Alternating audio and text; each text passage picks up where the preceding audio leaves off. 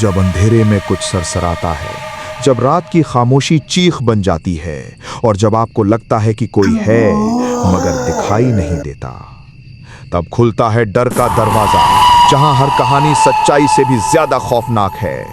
आप सुन रहे हैं डरनामा, एक ऐसी जगह जहां हर कहानी करेगी आपके रोंगटे खड़े। साल 2007 की बात है। उत्तराखंड के एक छोटे गांव के पास एक पुराना हॉस्टल था जिसे अब बंद कर दिया गया था। कहते हैं कि वहां कभी एक लड़की ने आत्महत्या कर ली थी। वो कमरा नंबर 13 में रहती थी और रातों को चीखती थी। गांव के लोगों का मानना था कि उसकी आत्मा आज भी उसी कमरे में भटकती है। किसी को उस हॉस्टल में जाने की इजाजत नहीं थी, लेकिन 3 दोस्तों अर्जुन, विशाल और दीपक को ऐसी बातों पर यकीन नहीं था। उन्होंने ठान लिया कि वो उस हॉस्टल में रात बिताकर सच्चाई जानेंगे। अगले दिन रात को 10 बजे तीनों चुपचाप हॉस्टल में घुस गए। कमरा नंबर 13 तक पहुंचने के लिए उन्हें लंबा गलियारा पार करना पड़ा। दीवारें जर्जर थीं, सीलन से बदबू आ रही थी और हर कदम पर फर्श चरमराता था।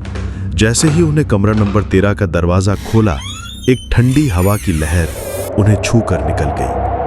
अर्जुन ने टॉर्च ऑन की तो देखा कि कमरे के कोने में पुराना बेड था और सामने दीवार पर किसी ने खून से "मैं जिंदा हूं" लिखा हुआ था।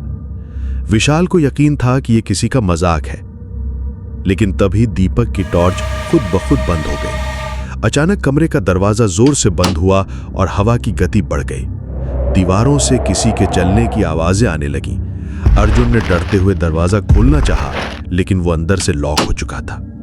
तीनों घबरा गए और दीवार के कोने में सिकुड़ कर बैठ गए। तभी कमरे में एक हल्की सी आवाज आई, जैसे कोई लड़की हंस रही हो। वो हंसी धीरे धीरे जोर से पहुंचने लगी। दीवारों से आवाज टकराकर पूरे कमरे में फैल रही थी। दीपक ने जैसे ही टॉर्च दोबारा ऑन की, सामने दीवार पर एक लड़की खड़ी थी। सफेद कपड़े, खुले बाल और आंखें लाल। तीनों चीख पड़े, लेकिन उनकी आवाज बाहर नहीं जा रही थी। लड़की ने हाथ उठाया और दीवार पर लिखा "मैं जिंदा हूं" मिटने लगा और उसकी जगह लिखा गया "अब तुम भी यही रहोगे"। विशाल ने उठकर खिड़की की ओर दौड़ लगाई, लेकिन खिड़की ईंटों से बंद थी।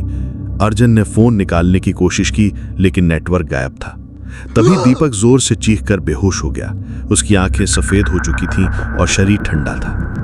अर्जुन और विशाल को समझ नहीं आया कि क्या करें। तभी वो लड़की दीवार में समा गई और कमरे की सारी लाइट्स बुझ गई। सन्नाटा छा गया। फिर अचानक कमरे में दीपक की आवाज आई, लेकिन वो इंसानी आवाज नहीं थी। एक भारी और डरावनी आवाज में वो बोला, "तुमने मुझे बुलाया है, अब जाओ कि नहीं?"